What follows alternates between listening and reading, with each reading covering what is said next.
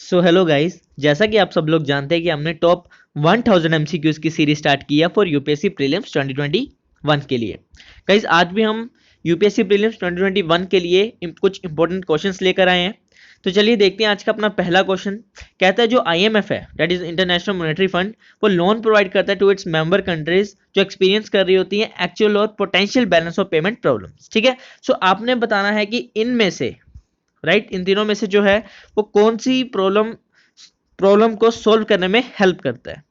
ठीक है, सो बताइए। Rebuild international reserves, second stabilise currency, and third one is important payments. ठीक है, सो बताइए 1 and 2, 2 and 3 only, 1 and 3 only, या 1, 2 एंड 3? बताइए।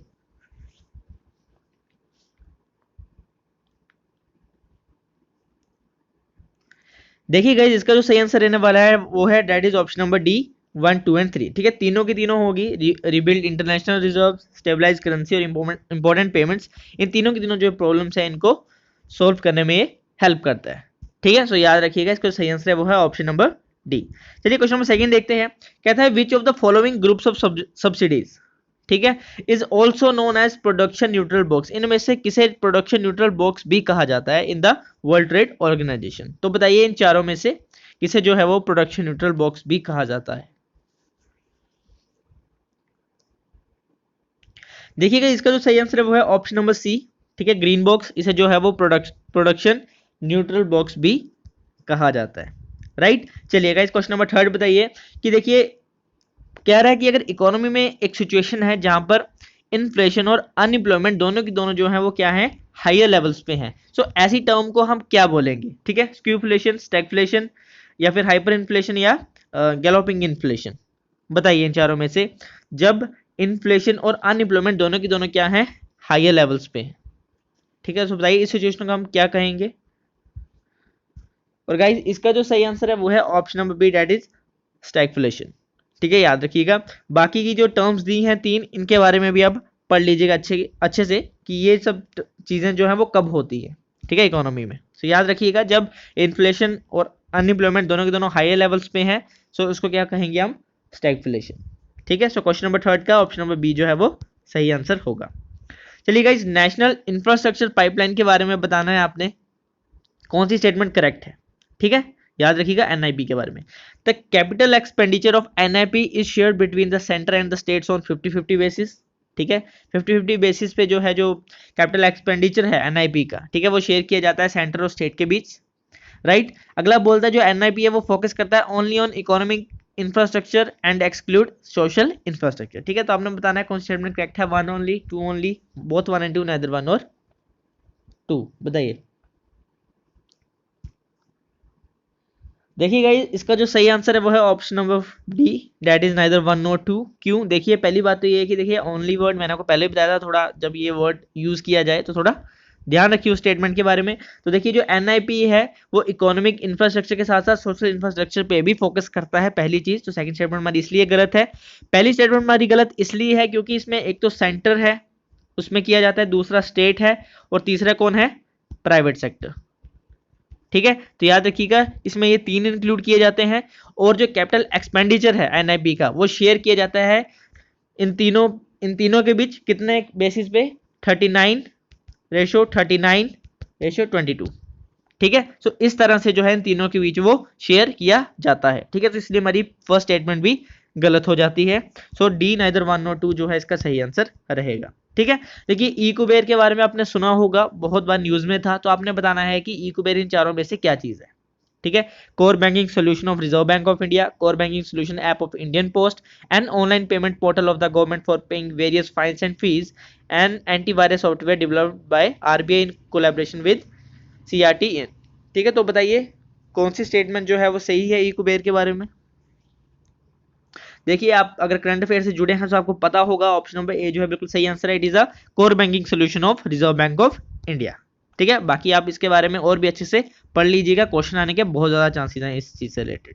ठीक है, चलिए क्वेश्चन नंबर 6 देखते हैं, regarding the green credit scheme. ठीक है, ग्रीन क्रेडिट स्कीम के बारे में बताना आपने कौन सी स्टेटमेंट जो है वो करेक्ट है। राइट, पहला बोलता है ये अलाउ करता है private companies, villages, forest communities etcetera to identify land and grow plantation.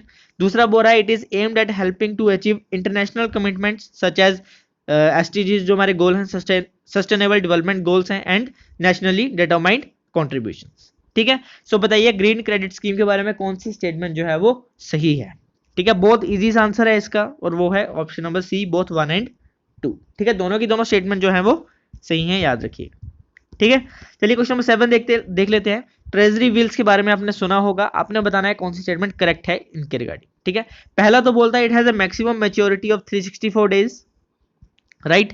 दूसरा बोल रहा है it is a capital market instrument, और तीसरा कह रहा है treasury bills are usually held by financial institution including banks. ठीक है, सो बताइए कौन स्टेटमेंट करेक्ट है। 1 and 2 only, 2 and 3, 1 and 3, 1, 2 and 3।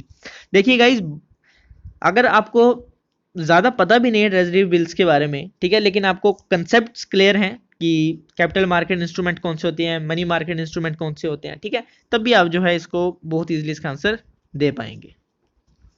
ठीक है, बस स्टिल चलिए सोचिए थोड़ा, बताइए। देखिएगा, इस पहली स्टेटमेंट बिल्कुल ठीक है, it has a maximum maturity of 364 days, बिल्कुल सही बात है।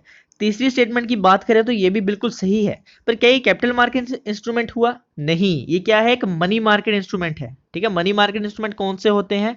ठीक है, जिनकी जो मैच्योरिटी होती है, जिनका जो मैच्योरिटी टर्म होता है वो कितना होता है, 1 साल से कम होता है। ठीक है, क्या होता है, लेस देन 1 ईयर। तो याद रखिएगा, पहली स्टेटमेंट भी लिखी थी it has a maximum maturity of 364 days. तो क्या ये कैपिटल मार्केट इंस्ट्रूमेंट हुआ? नहीं, ये मनी मार्केट इंस्ट्रूमेंट है। तो सेकंड जो ऑप्शन है उसको हम एलिमिनेट कर देंगे। सेकंड गया तो हमारे पास क्या बचा, option number C, 1 and 3 only. ठीक है, इसलिए मैं कह रहा था अगर आपको मनी मार्केट, कैपिटल मार्केट थोड़ा बहुत भी पता है, इनका टर्म भी पता है कितना होता है इनकी मैच्योरिटी टर्म, तब भी आप जो है इसका आंसर जो है इजिली बता पाते हैं, राइट। सो क्वेश्चन नंबर 7 का जो सही आंसर है वो है option number 1 and 3, that is option number C, right. Question number 8, logistics performance index is released by. ठीक है, लॉजिस्टिक परफॉर्मेंस इंडेक्स बताना है आपने, कौन रिलीज करता है, World Trade Organization, World Bank, World Economic Forum या इंटरनेशनल मॉनेटरी फंड। बताइए कौन रिलीज करता है लॉजिस्टिक्स परफॉर्मेंस इंडेक्स। और गाइस इसका जो सही आंसर है वो है option number B, that is World Bank, right. So याद रखिएगा, इस तरह के क्वेश्चन आपको प्रीवियस ईयर में जो क्वेश्चन आए हैं, इस तरह के क्वेश्चन आपको ये वहां मिल जाएंगे। सो इस तरह के क्वेश्चन भी आते हैं, चीज आप याद रखिएगा। ठीक है, क्वेश्चन नंबर 9 देखते हैं। आपने बताना है कि जो बैंक बोर्ड्स ब्यूरो है, ठीक है, ये कॉन्स्टिट्यूट, मतलब इसको कॉन्स्टिट्यूट करने के लिए कौन सी कमेटी ने रिकमेंडेशन दी थी। ठीक है, the recommendation to constitute Bank Boards Bureau was given by which of the following committees. ठीक है, तो बताइए, Raghuram Rajan committee, PG Naik committee, Narasimha Rao committee या फिर उदय कोटक कमेटी। इसका गाइस जो सही आंसर है, जो बैंक बोर्ड्स ब्यूरो को कॉन्स्टिट्यूट करने की जो रिकमेंडेशन दी गई थी वो दी गई थी पीजे नाइक कमेटी के द्वारा। ठीक है, तो क्वेश्चन नंबर 9 का जो सही आंसर रहेगा वो है ऑप्शन नंबर बी, राइट। चलिए आज का लास्ट क्वेश्चन और 10th क्वेश्चन देख लेते हैं। With reference to the special drawing rights consider the following statements. ठीक है, आपने बताना है एसडीआर के बारे में। It is an international reserve asset created by the International Monetary Fund. कह रहा है कि एक इंटरनेशनल रिजर्व एसेट है जो क्रिएट किया गया है by the International Monetary Fund. ठीक है, और दूसरा कह रहा है the value of the SDR is calculated from the weighted basket of major currencies. ठीक है, सो बताइए ऑप्शन नंबर 1, ए का है 1 ओनली, बी का है 2 ओनली, या सी बोथ 1 एंड 2, या डी नाइदर 1 और 2। सो बताइए कौन सा जो है वो सही आंसर रहने वाला है इसका। सो गाइस एसडीआर के बारे में दोनों की दोनों स्टेटमेंट जो है वो सही है। Option number C both 1 and 2 जो है इसका सही आंसर रहेगा। ठीक है, सो गाइस यहीं पे आज के हमारे 10 क्वेश्चंस खत्म होते हैं। अब आपको पता है कि यूपीएससी प्रीलिम्स 2021 अभी दूर नहीं है। ठीक है, काफी नजदीक आ गया है, सितंबर लग चुका है, 10 अक्टूबर को हमारा एग्जाम है। ठीक है, तो जितने ज्यादा क्वेश्चंस हो सकते हैं आप सॉल्व करिए। ठीक है, मैं भी यहाँ पे इंपॉर्टेंट क्वेश्चंस लेकर आ रहा हूँ, और मैं भी यही चाहूंगा कि काफी क्वेश्चन जो है वो इन्हीं में से आ जाए। ठीक है, सेम टू सेम डिटो तो आपको पता है किसी के भी क्वेश्चंस नहीं आते, बट जो कंसेप्ट हैं वो आपको क्लियर हैं, तो उन कंसेप्ट के बेसिस पे ही जो है वो क्वेश्चंस आते हैं। ठीक है, सो मैं यही आशा कर रहा हूँ कि आप अच्छे से पढ़ रहे हैं और इन क्वेश्चंस को जो है वो सोल्व आप कर पा रहे हैं। ठीक है, सो कमेंट सेक्शन में लिखिएगा कि कितने क्वेश्चन जो है आप आज के जो 10 क्वेश्चन में से कितने क्वेश्चन आप सोल्व कर पाए। ठीक है, अगर वीडियो पसंद आई तो लाइक करिएगा, नहीं आई तो कोई दिक्कत नहीं है, डिसलाइक करिएगा, पर कमेंट सेक्शन में लिखिएगा कि क्या चीज़ समझ नहीं आई। तब तक के लिए अपना ख्याल रखें, बाय बाय, टेक केयर।